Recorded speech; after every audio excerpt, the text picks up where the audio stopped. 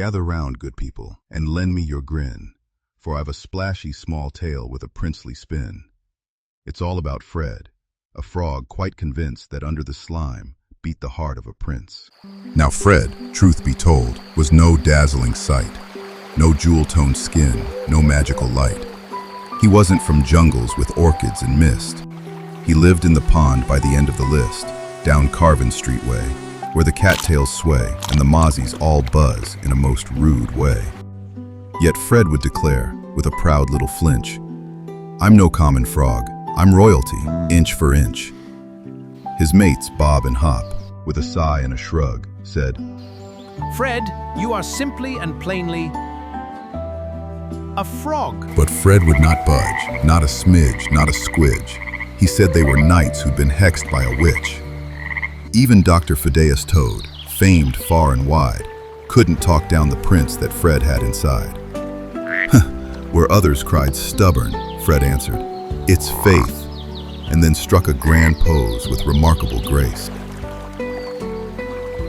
So each morning our Fred had a dip and a dine, mud bath at sunrise, then flies quite divine. He'd pack up his luncheon with practical care, then hop from the pond to his roadside affair. Up the creek bank he'd scramble, then onto the street, where he'd sit with a sign at his webbed little feet. And what did it say in hopeful green script? Free kisses, of course, short, simple, and cryptic. From sunrise to sunset, through drizzle and shine, he waited for fate to appear on a line. A princess, a lady, a girl passing by. Well, frankly, dear listener, he wasn't too shy. If somebody kissed him, the spell would be through, and out would pop Fred, a prince bright and true. But day followed day in a long hopping chain, and not one soul stopped in the heat or the rain. No kiss, no hello, no warm, "How do you do?" Just Fred and his sign and the long avenue. Some muttered out loud with a croak, "It's nonsense! A scam!" though what sort of scam never actually paid. For Fred, poor odd fellow, got none of the smooches, just curious glances and highway side pooches. He'd often imagine his palace of old, with banners and banquets and bathtubs of gold. He wondered what marvels lay out past the pond, and whether his princess might lurk just beyond.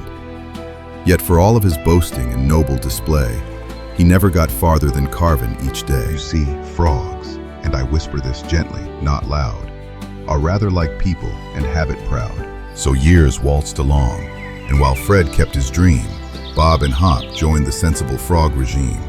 They worked, they croaked, they settled, they wed, raised tadpoles, wore slippers, and went off to bed.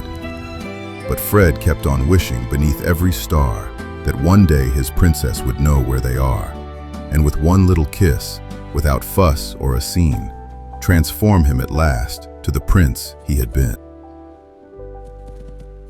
Then one fateful day, mark this turn in the track, Fred went to the roadside and never came back. Bob and Hop hurried over to Fred's usual place, expecting to find his determined green face.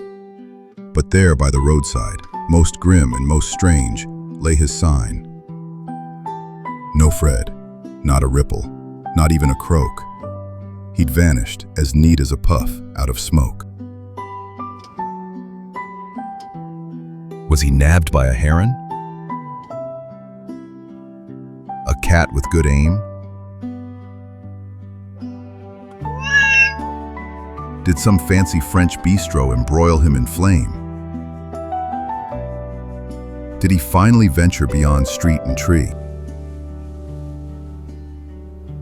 The pond buzzed with gossip and croaky debate. It might be.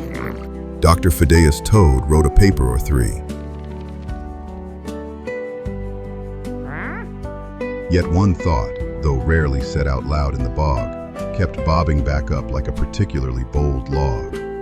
What if Fred, dear friends, in the wildest of twists, had been telling the truth?